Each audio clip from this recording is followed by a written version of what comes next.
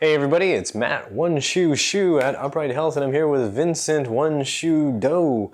And today we're talking with you about the importance of going barefoot every now and then.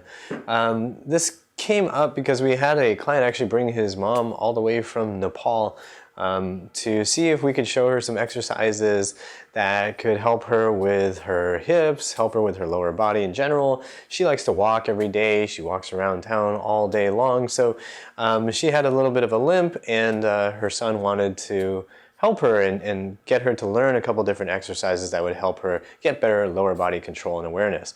And something really weird happened when we were trying to get her to use her foot and ankle differently. Yeah, so we were trying to have her wag her foot back and forth like this, just some simple motor control exercises.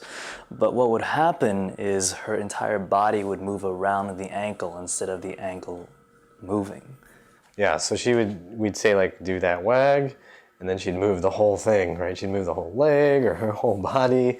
Yeah, so the coordination was a bit off, and she just couldn't send a command to the muscles around the ankle joint. So we thought it was pretty odd, pretty interesting.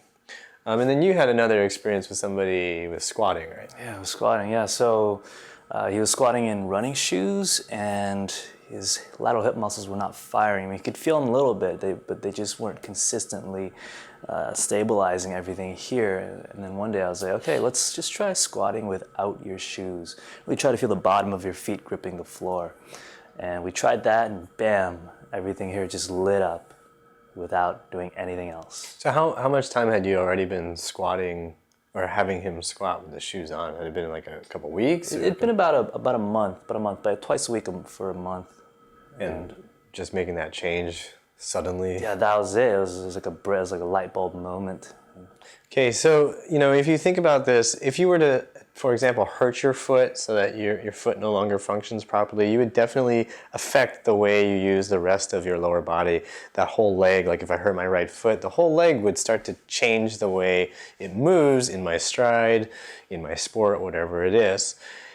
If you made the foot numb, like if you just didn't hurt it, but you just numbed it, you would also drastically affect the way that limb moves.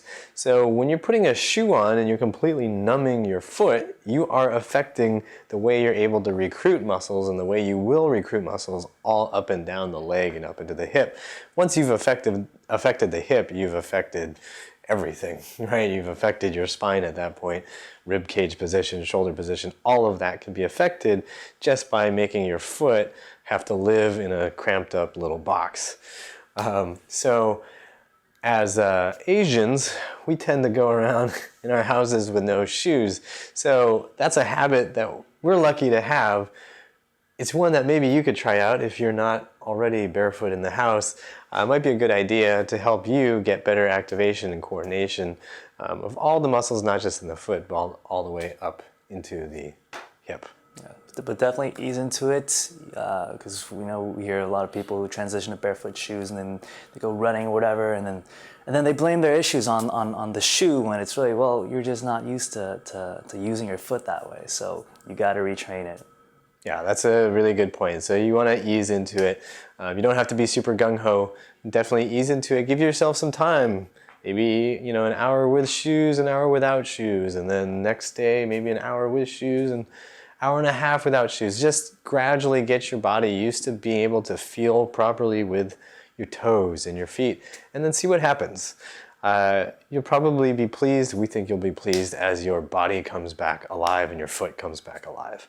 So hopefully this video helps you guys out. Please be sure to check us out on Facebook, give us a like, subscribe here on YouTube, and you will find links below in the description to do all that. So remember, pain sucks. Life shouldn't. If you liked the video, don't forget to like, share, and comment. And don't forget to subscribe.